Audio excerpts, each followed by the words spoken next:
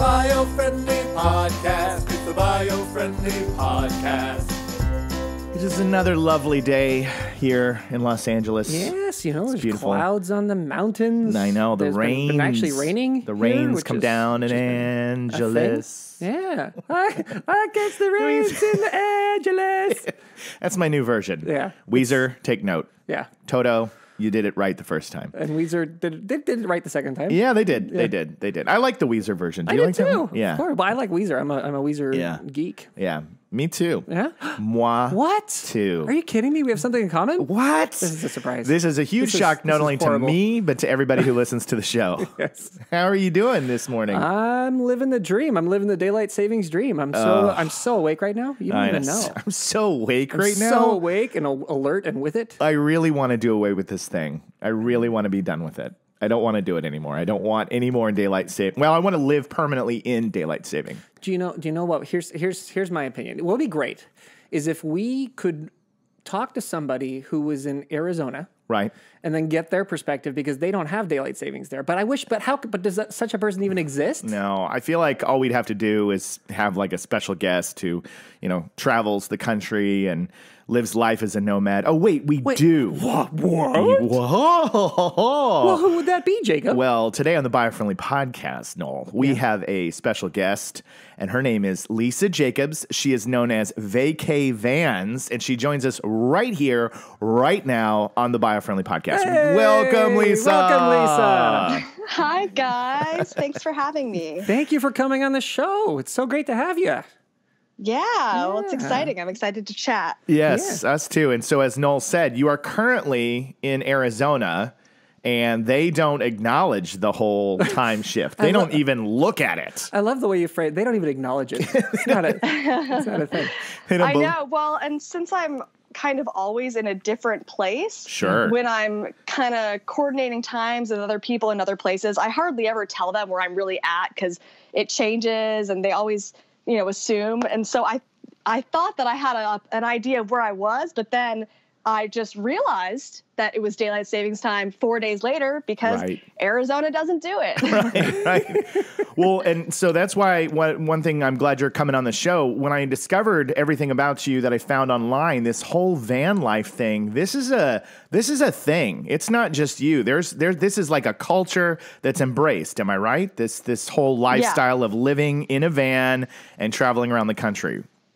Yeah, this is a legitimate lifestyle choice. There are people that plan to do this for their whole lives. That's awesome. Nomadic full-time travel life. That's so cool. Can you let us know a little bit kind of your journey that led you? I'd love to hear your story that led you to pursue this path. Yeah, absolutely. So it's funny, telling the story of your life, you kind of look back and assess it from the viewpoint that you're at now. Sure. And so looking back, I kind of can see that I think for the first 20 something years of my life, I pretty much just did what I was told I was supposed to do. Right. When I was really little, I wanted to be an actor. But that's just one of those jobs that if you tell someone you want to do it, everyone you tell tells you that you can't. We have no familiarity with this. What are you talking? What? What is this? That? What is this preposterous profession that we've both been involved in our lives? All we ever got was support, and it was so easy. Yeah, and so easy. The moment we arrived here, it was just cake. That's your dream. Oh, you can't have that one. Yeah, not that one. Right. So we can understand. I listened to that and I did what I was supposed to do with quotation marks and then went to school, went to more school, went to law school, became a lawyer, realized how amazingly fun and fulfilling that was for me. What kind of law? I worked for a company doing contracts and some trademarks. There is nothing more magical than a movie about someone doing contract and trademark law. That's true. Right now, if there's a Hollywood elite producer that wants to cast a film about a contract lawyer that then went into live in a van. I mean, Lisa's your gal. Yeah. So call now. But anyway, sorry, so carry on. Go on. Yeah, it's been quite a transition. And I mean, I knew I didn't really want to do it. Right. I mean, I never Sure. thought, this is going to be awesome. Yeah. But it was the practical thing to do since my dream was something that I was just convinced was not possible. Yeah. Right. So I did that for a while and then went through some personal losses. I've shared this quite a bit on social media. My mom died from breast cancer. Oh, I'm really sorry to sorry hear to hear that. Thanks, guys. And I mean, that was really one of those moments where I just was like, all the crap that I'm worrying about, literally none of this matters. Sure. Yeah. And yeah. Wow, that's powerful. And so that's when this kind of new part of your life began. And that's when you kind of went into this and started doing, you kind of take stock and decide, okay, so, if life isn't what I thought it was and I've got to find a way to live going forward and do what I've always wanted to do and be the person I wanted to be. Is that kind of in that process you sort of got into this new nomadic lifestyle? Yeah, and I think that going through such a trauma, it made me less afraid of a lot of things, like less afraid of trying something that would fail, of doing something that everyone else is telling you is crazy, because, I just felt like I finally could see that life is going to end. Yeah. And I feel like we all walk around every day like everything's normal, not like our lives could end. Yeah. Right. Yeah. You gotta live. You got to live. Yeah, absolutely. So I started kind of following some passion projects, and I started renovating houses and doing sustainable design and green building. That's rad. That's awesome. Yeah. I love it. I loved it. I still do it now. And that eventually led me to tiny homes, tiny trailers. And then I found Vanlife. That is so cool. I know, because I actually, before I saw some of your stuff, and the cool thing is Lisa has been on Forbes and Money and BuzzFeed, and she's been featured for her story because it is a very inspiring story. Before I saw anything about what you'd been up to, I kind of get into the tiny house, minimal, living thing. I watch shows about people who, make and build these shows, but I wasn't aware of van life and what you can do and what you can accomplish. And so when I was seeing what you were doing, I was like, this Jacob is bought amazing. a van. Jacob bought it. Jacob now lives in No. I haven't yet, but man, I'm going to tell you, I am that close. Is such a Jacob maneuver, though, is to see your story, to read that and be like, and then get so swept away in it that he just does it, and then forgetting the fact that he's now got to fit his wife and his 2 kids in there with him, right? And I got to travel the country. Oh my gosh, what did you get? I wish. I'm going to go shopping and go take a look. I haven't done it. We're just kidding. But well, you need a van. I do. Yeah. I do. Start with the van. All right, start with the van. Baby steps. Start with the van first. You got to live. And then keep your place, and then once you're settled into the van, then you can do a little more. I would do baby steps just because the family's got to go to school. Okay. The things like that. Yeah. That's we fair. call them weekend warriors. Oh, so okay, you have a term. now fill us in on this. Yeah. Well, yeah, there's all the different types. There's the full timers. There's the weekend warriors. I mean, that's kind of like the possibility. You could just do this sometimes. You don't have to drop everything and throw the kids and wife into 60 square feet. But you could. Some people do. I live in LA. That's only a fraction smaller than my apartment, so it's not going to be that much of a huge adjustment for us. No, but that's so you're telling me, and I think that's kind of exciting because I'm sure that the idea of living, in a van and traveling the country is an intimidating thought for a lot of people. But you're telling me that there are subsets to this. You could go, okay, take this small step here, right? Yeah. Okay, that's absolutely. cool. And I mean, I think that there's no wrong way to do van life. Yeah. And I think that people they don't know where their life is going to head and what things are going to change. And so a lot of people kind of drop everything and move into a van and have no future plan or backup plan. And that can be okay because sometimes you'll run into some new opportunities and find something new and exciting that you love and do that. But it doesn't always last forever. Like, what is forever? Not much. Right. Right. Yeah, I mean, I suppose you do have to have some kind of plan for how you're going to keep paying for gas and moving that van around. Yeah. So there's got to be something behind what you're doing in order to keep it sustainable. Yeah. Yeah, for sure. And I find myself, I mean, so I'm renovating a house right now in Tucson, Arizona, and I'm sleeping in my van, but I'm showering in the house. Okay. And I'm cooking in the house, but I'm working in the van. Right. But that's pretty clever, though, really. I mean, because the kind of work that you're doing by making homes sustainable and by doing your remodels and redesigns, it gives you an opportunity where that lifestyle actually kind of makes sense because you can do that anywhere in the country.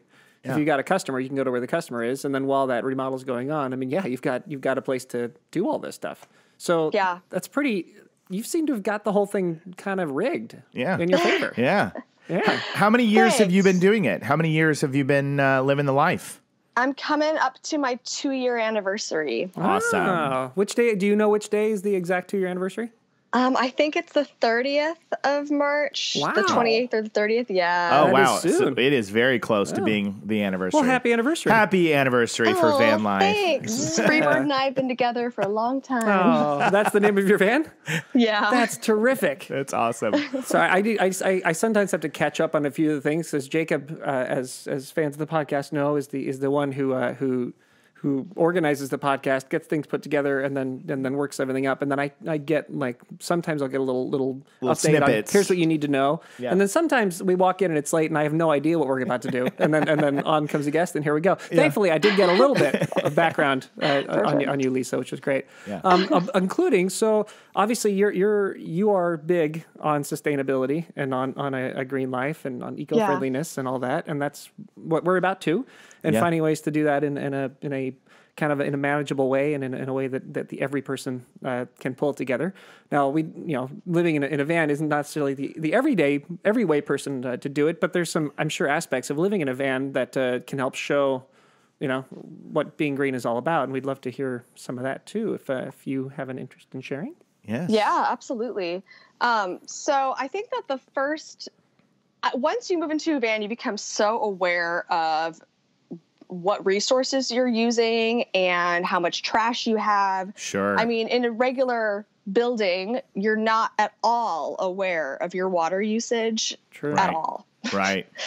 I have to find my water and I have to carry it into the van. And so, I mean, the first couple of days I was in the van, I went through my 5-gallon jug in like a day and a half. Wow. And I was like, whoa, okay. That's how much 5 gallons is. Yeah. Right.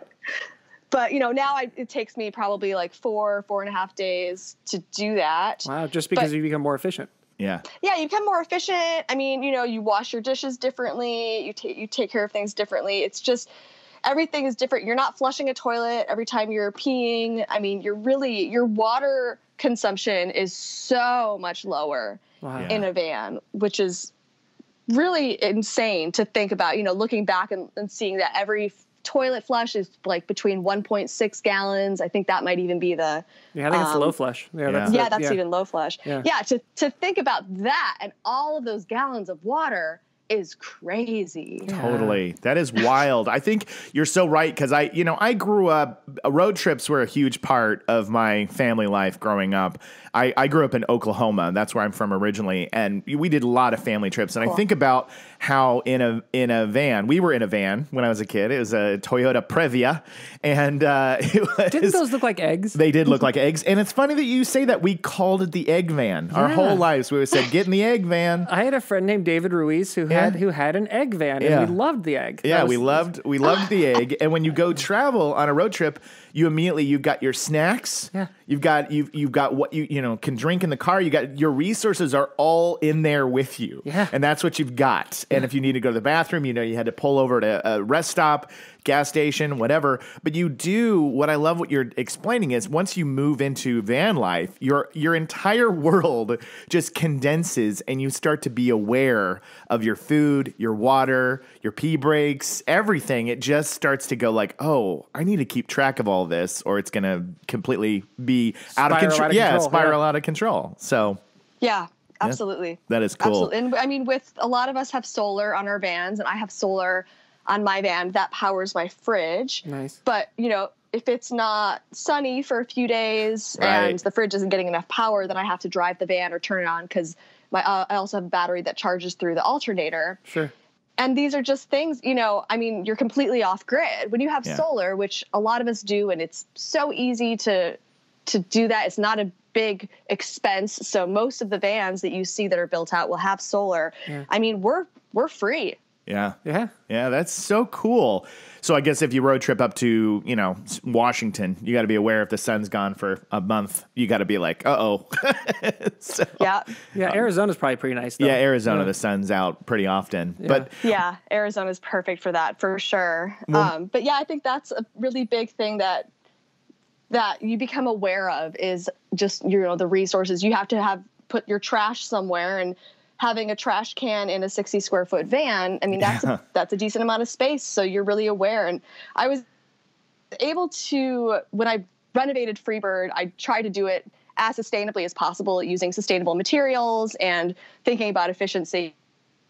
And so I actually have a dedicated trash and dedicated recycling in a cabinet. And that was really cool when I realized that I could do that. And I think realizing that I only need to have 2 plates and 2 forks and 2 knives, I was like, oh, well, then I guess I don't need all that much kitchen cabinetry. Right. Yeah. It's all you need. Yeah. I mean, I suppose you don't have guests that often probably coming in for a 12 course dinner. Right? Entertaining. Yeah. Dining. Yeah. It's BYO plate. Yeah. BYOP. And if somebody comes over and hangs out and they forget their cup or their plate, they do not forget that. Like, they will come back. They'll meet you a day later somewhere to get their plate back because that's their plate. Right. Yeah, that's true. Right. That's true. Well, also, while we were messaging back and forth, you know, we were talking a little bit about the things that you were passionate about, and one of the things that you mentioned was indoor air quality. And I was curious as to why that was something that was an issue or a conversation. What is it about indoor air quality that you wanted to dig into? Yeah, so when I started renovating houses in Austin, I got really involved in green building. I got my LEED certification and did a few other things with green building, worked with Austin Energy Green Building, which was the first green building commission in the country. Oh, very cool. So I saw how wasteful and damaging the construction industry is. Right. I don't know if some people don't realize that the construction industry is the cause of 40% of the waste that goes into our landfills. Yeah, I think we've seen some of those figures. We did an episode on net zero communities. We haven't really done one on construction, but yeah, it is a staggering amount of waste that's in that. Yeah. And then I realizing like the cheap materials and the chemicals that are in all these materials. And so, I mean, I'm passionate about making sure that your home has materials that are going to be healthy for you and healthy for you to breathe. Yeah. But man, when you are in a van, it is even more important. Yeah. Well, the space is small. Yeah. And like laminate flooring, some crappy laminate flooring that will off gas in your air for up to 5 years. Wow. That's crazy. Yeah, that is fascinating. It's something that people don't think about is what, when you're, it's one thing we kind of harp on a little bit here on this show quite a bit actually, is that, sometimes the inexpensive thing, in fact, oftentimes the inexpensive thing is more damaging than you realize. Yeah. There's a reason why it costs less and there is a price that is paid for that. And sometimes even though it costs more, the quality can be worth it. Yeah. You have to invest in yourself. You have to invest in the planet. And the planet. Yeah. Totally. Yeah. Totally. That's amazing. Well, and that's the thing is, I mean, if you are building out a van and you're putting in a pretty significant amount of money into this investment, it's a benefit for you because it's such a small amount of space. It's a small amount of wood, small amount of paint. You can do these things that are going to cost a little bit more and have such a bigger benefit for your health. Yeah. Right. Yeah. So there's a lot of people in this country and around the world that probably don't factor that in when they're designing or building or renovating their homes. They need to be conscious of, just because you're indoors, the air quality might not be the best because of the materials, like you said, the laminates. And if people have kind of cut corners and costs in order to put things together, they could be breathing air that's toxic or unhealthy for them. Yeah, and I think this is a good lesson for the homeowners listening to the show. Is that a lot of times when you're remodeling your home, you get the finance for it by refinancing your home, which right now a lot of people are doing because the interest rates have kind of come down, crashed a little bit, which is good. So if you're thinking about doing that now, and I'm sure some people are, as you're kind of breaking down how much you want to pull out on a refinance, maybe consider, is it worth paying? And it won't be, as mentioned by Lisa, it won't necessarily be that much more. Right. It'll be a bit more, but if you plan for it, you might find that it's way healthier for you in the long run, and it's also a lot better for the environment. Yeah. Yeah. Yeah. So if you're looking for somebody to help on your home, Lisa's in Arizona right now. So call now. Always here to answer questions and to help, for sure. Yeah. And so many companies are knowing that consumers are paying attention to this stuff now and realizing that they have to do their investigative work. And so there are, you can get Green Guard certification. There's a bunch of different certifications, and I can kind of send you guys an email with a few of them. Please do. That people can kind of look at just to see. Yeah. We'll share that with our audience. Say, hey, I love this flooring, and I just want to make sure, because there's a lot of greenwashing too. Like people just throw the word green in everything, and that doesn't mean anything. Yeah, just because they say it's green hair dye doesn't mean it's green hair dye. Right. It could be blue hair dye. Very, very true. Very true.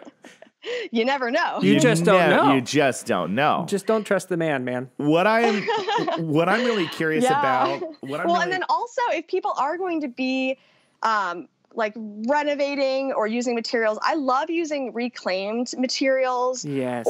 And finding old furniture on Craigslist or at an antique store.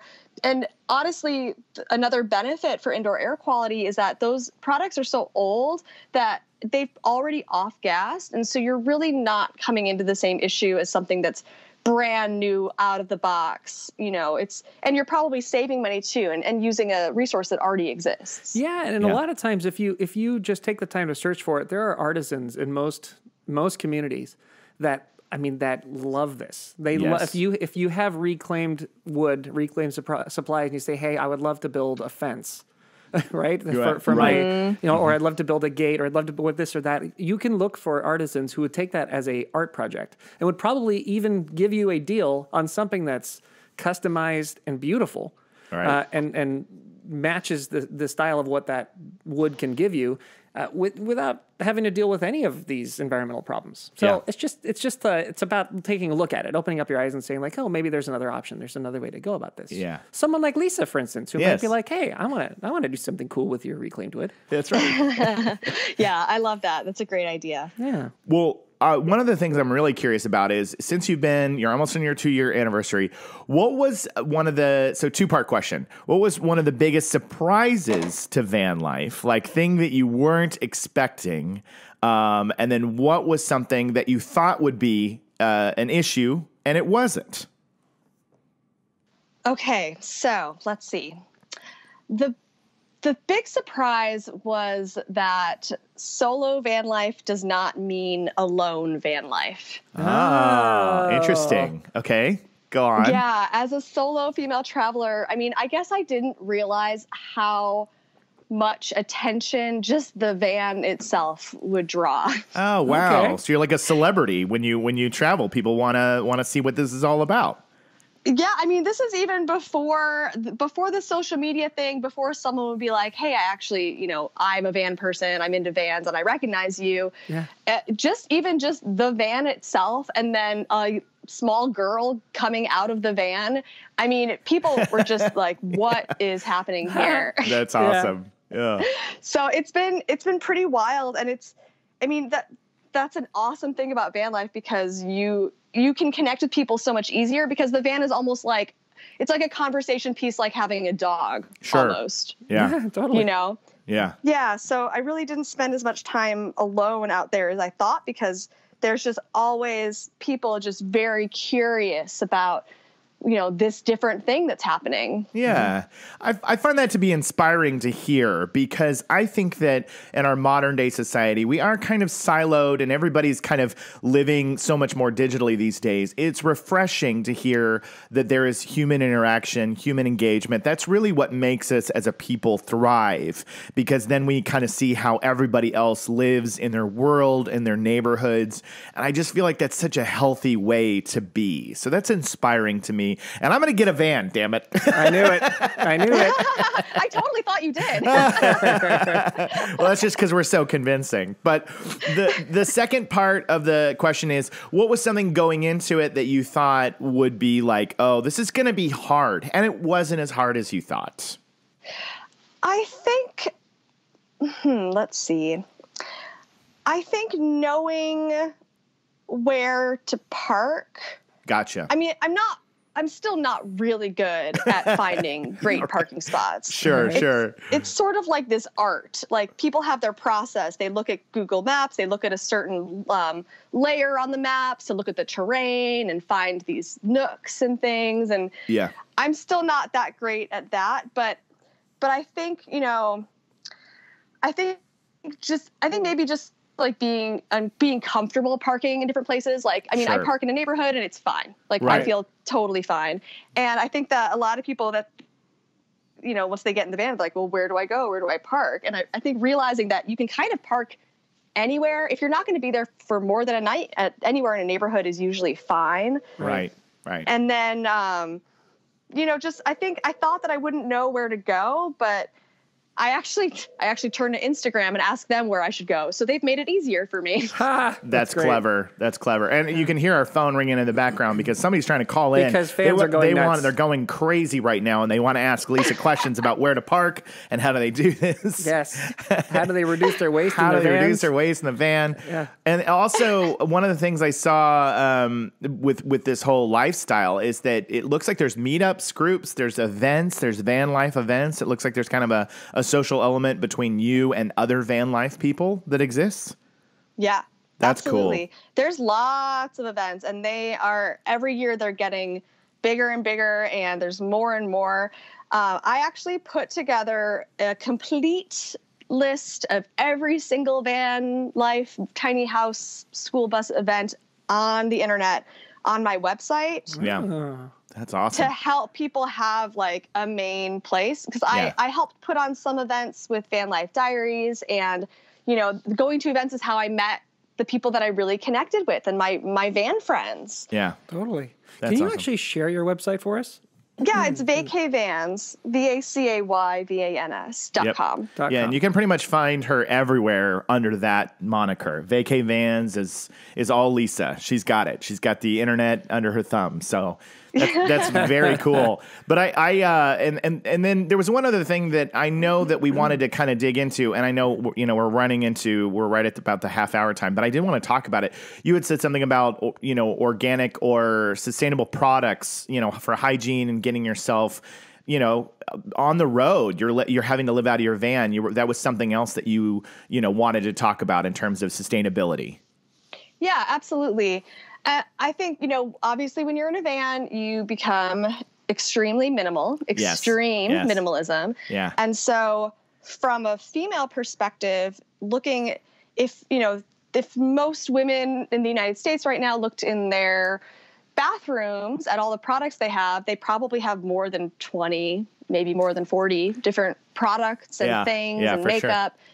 And I think that, when I started learning about sustainable living and non-toxic home products, I started learning about non-toxic beauty products as well. Oh. Yeah. And that, honestly, that put me, I found, because there's the Dirty Dozen. That's kind of what they call these 12 most commonly found damaging ingredients in makeup and in your dish soap and shampoo. Yeah, and I've read about when those. I went through my bathroom, this is before van life, when I went through my bathroom with that list in hand, I had to throw out 95% of my products. Wow.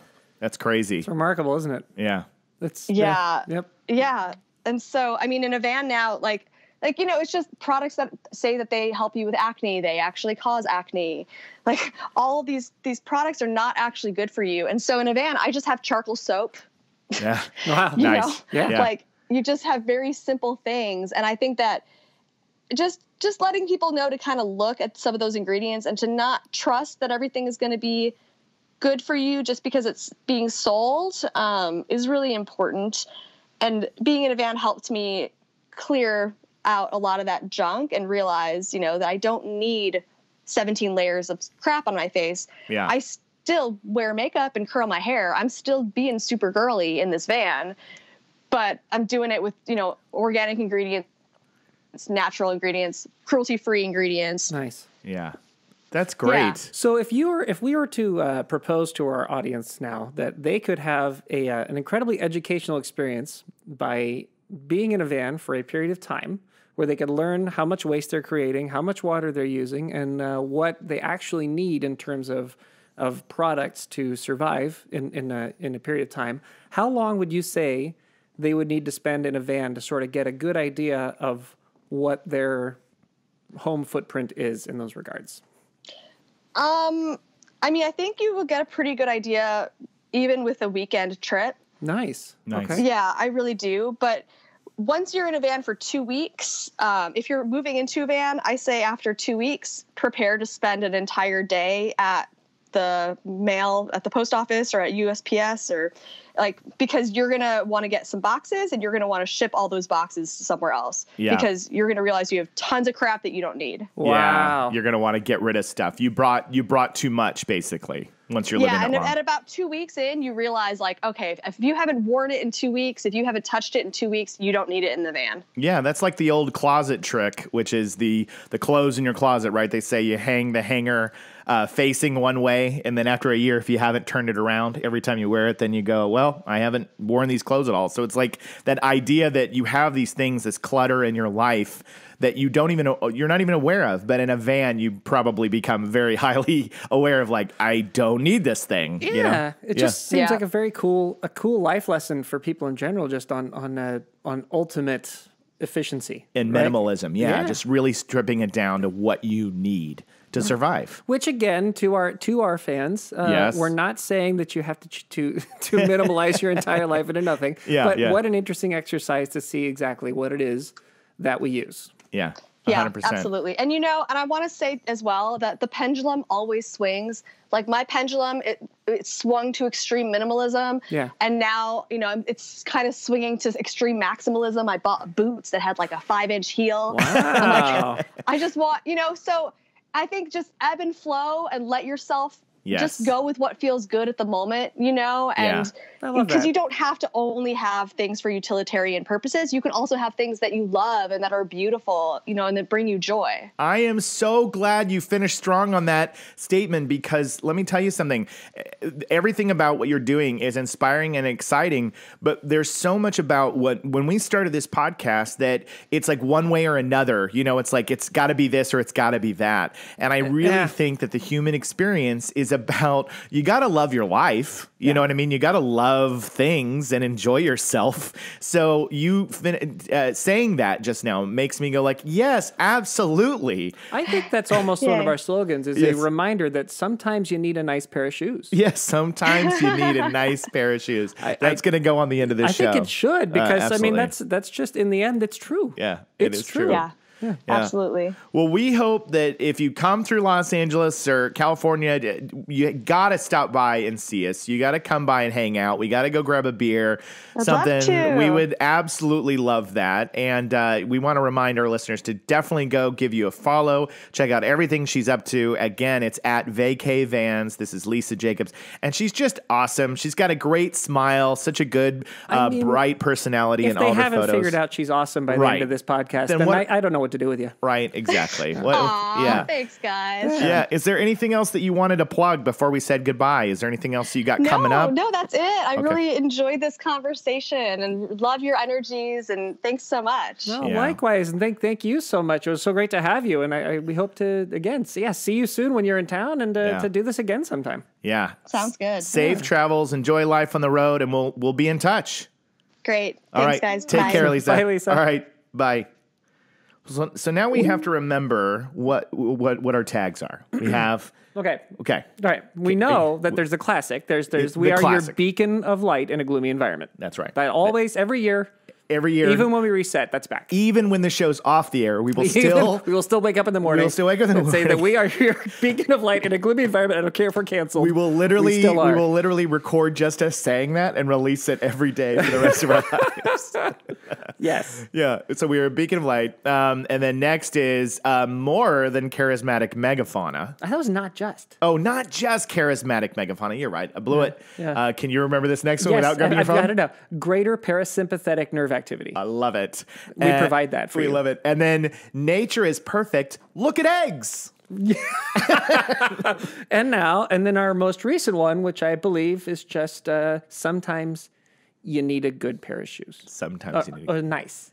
I'm fine with either. Wait, let's decide right now. Probably nice because good I think doesn't quite bring out the point of view that they don't necessarily have to be, because good could be utilitarian. Right. I'm talking about like Nice. shoes. Like sometimes you just need a nice pair of shoes. I agree, because good could mean, it'll hold up against the elements. Right. But that's not what you need. No, that's not what we're talking about. Sometimes you need a nice pair of shoes. A nice pair of shoes, something you want, not what you need. It's what you. Sometimes you need to get what you want. And if you try, sometimes you might find you get what you need. Yeah, if you try sometimes, then you get what you need. We just sang two totally different songs, and that's awesome. I totally threw Coldplay out there. What'd you throw out there? What was yours? If you try sometimes, you might find you get what you need. Yes. I love it. Well, thank you guys for joining us on the Biofriendly podcast. Lisa Jacobs, you are fantastic. Last plug, go follow VacayVans, and we'll see you next time. Yeah, man. And woman. Yeah, humankind. Do you know, that's a funny thing though. I wonder if that's gonna disappear at some point. You know, like Yeah, man. Yeah, man. Yeah, man. Totally, man. I wonder Or because if that's always because I think that more women almost say that to me than men, just because it's kind of a funny. It's like, yeah, man. Yeah, I think maybe what would be cool is if man and guys and things like that just became blanket terms, and that was like a normal. That was like a normal thing. Yeah. It didn't go away. It just became like what is man? You know, what is guys? Yeah. What is guy? What is guy? Anyway, no, So I know, because my theory on it, and it's the reverse of what everyone, I say, it's the reverse of what other people say. Okay. I don't think woman is long for, it's not an addition to man. I think that the word is woman and man is the short version. Oh, that's a bold, brave, exciting stance. I love it. Yeah. I love it. Woman is the source word, and we're partial of Technically, they are. Yeah. A woman is the source. That's true. See what I'm saying? Nailed it. I'm just saying. No, I think you so are. if you saying the truth. if you say man, you're talking about both, because one is short for the other, because the other is the original word. It's like Jacob is my full name, but Jake is a short and abbreviated version. Right. That's man. Right. Jacob is woman. Jacob is woman. Jake is man. Does that make sense? It makes perfect sense, See, and I love it. Because I think people have it backwards. I don't, because we start from woman and then you get man. Yeah. Perfect. Thanks for joining the podcast. Thanks for joining us. See you next time. It's the Biofriendly Podcast. It's the Biofriendly Podcast.